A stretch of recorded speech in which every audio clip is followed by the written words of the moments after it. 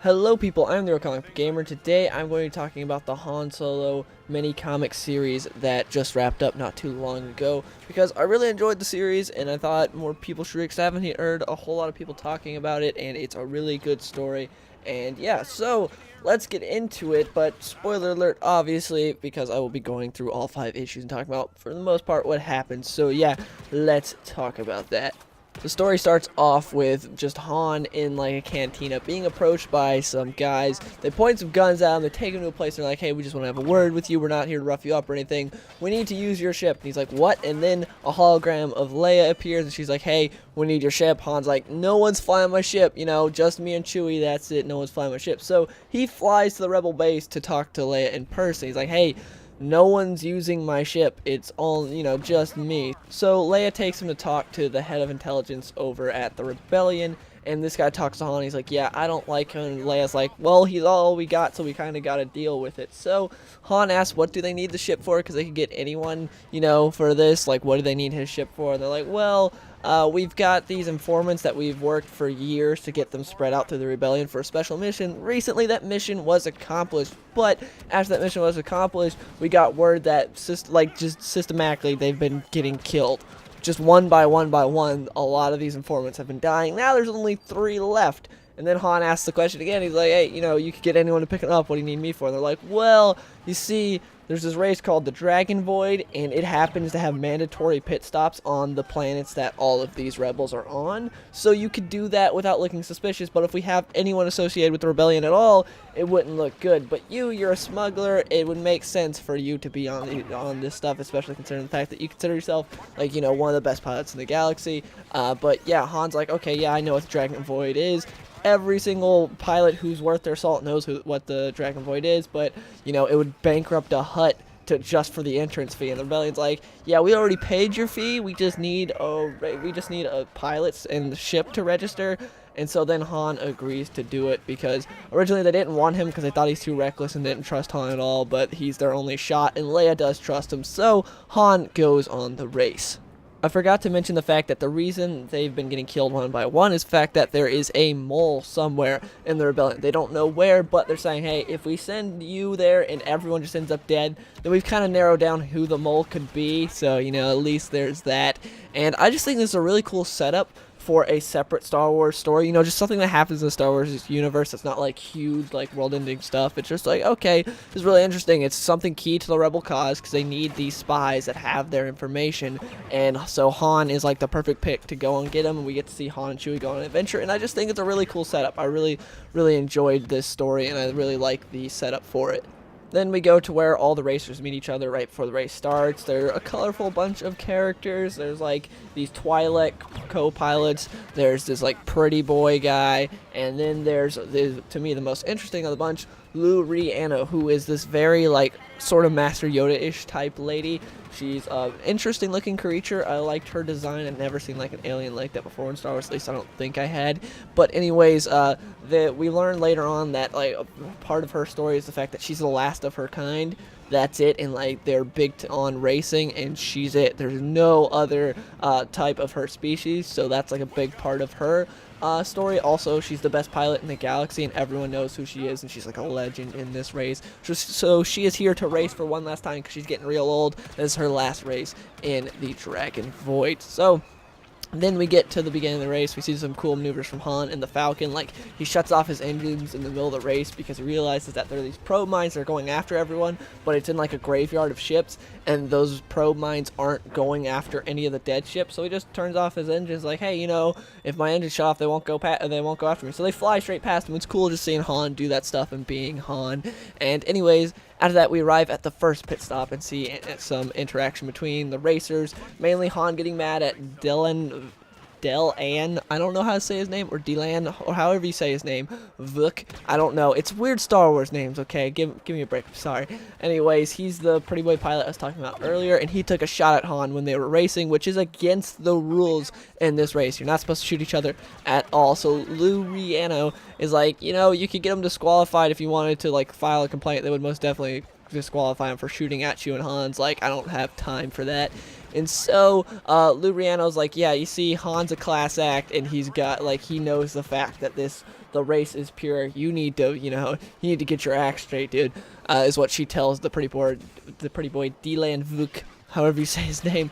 Anyways, while Han was doing all that, Chewie picks up the first informant, and then Han and all the other racers get arrested by the Empire, because the Empire does know who Han is, considering he did have some interaction with the rebellion, because this takes place between episode 4 and 5, so they're a little suspicious, and they don't like Han at all, so yeah. We see this Imperial officer start to question Han and all the other racers, and we get the Han we all know and love, like the charming, witty Han, which was great to see, because one of my few complaints about the main Star Wars book from Marvel, written by Jason Aaron, which I think for the most part is really good, is the fact that Han and Leia are portrayed pretty terribly in that. Like, most stuff it gets right, but Han and Leia, I don't care for their characters at all in that, which sucks. Like, I don't think Jason Aaron understands Han Solo at all, or Princess Leia, or their relationship, to where in this book, it's Han Solo. It's the same Han Solo you know and love from the movies, and I thought that was great. And just seeing that Han in the comics is fantastic, because like I said, in the main Star Wars book, he's not there, and one of the few shortcomings of that series.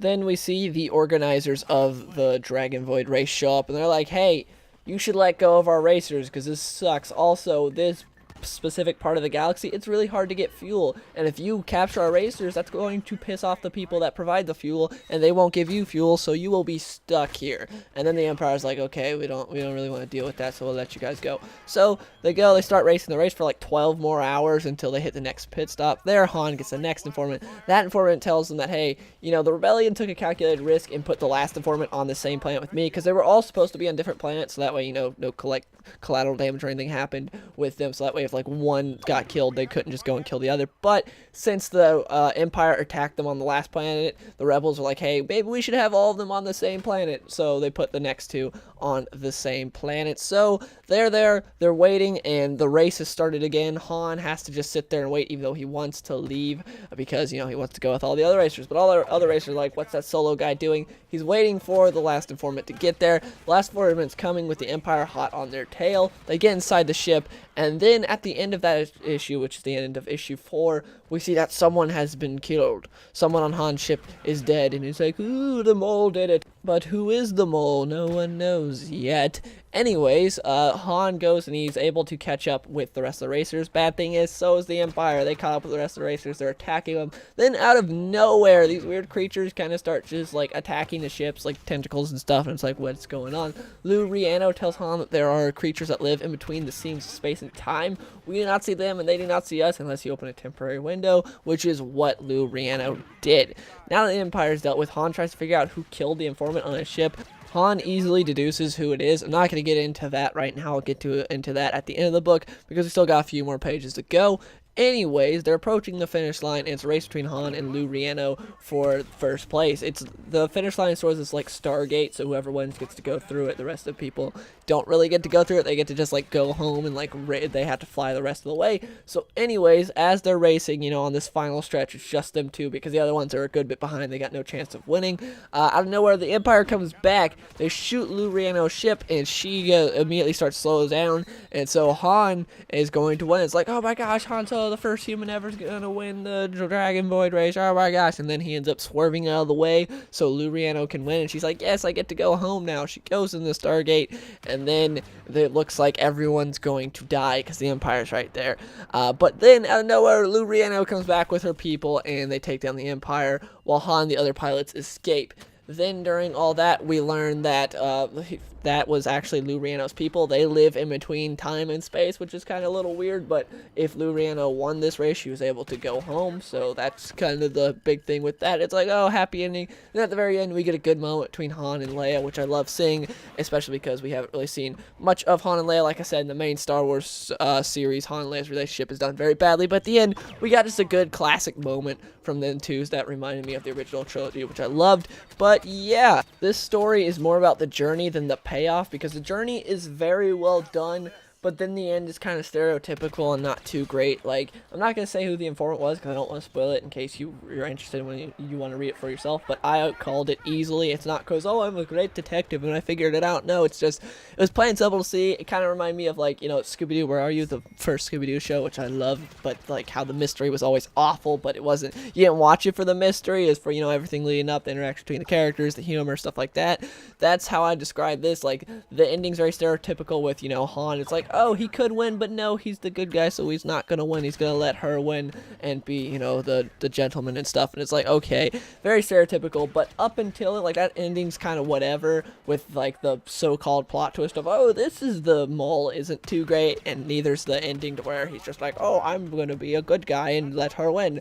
That stuff's kind of whatever. But leading up to it, I thought it was really good, really interesting story, and I just enjoyed it overall. And also, I'm giving away one of the issues from here, issue number 4, for free, because of the fact that Marvel always puts digital comic codes in their books, and so whenever you buy a physical copy, you can also get the digital one. I generally don't use those, but I have given away all the others on a previous giveaway I did. I do these every now and again when I get like a stack of Marvel comics. I just give them away on my Twitter, but this time I'll have a link in the description, and I'll have the code on screen for you if you want it. That's issue 4 of this Han Solo series. I know it's not an issue, but like I said, I gave away all the others, and I guess I forgot to use the code for this one. So there you go, and yeah. Hope you guys enjoyed the video, and if you did read this comic, please let me know in the comments below. What did you think of the comic, and, well, what did you think of the overall storyline and everything, and I'll see you guys in the next one. I've been so alone ever since I left the tribe. That's just how it goes, guess I like the lonely vibe. But they'll never know, cause I'm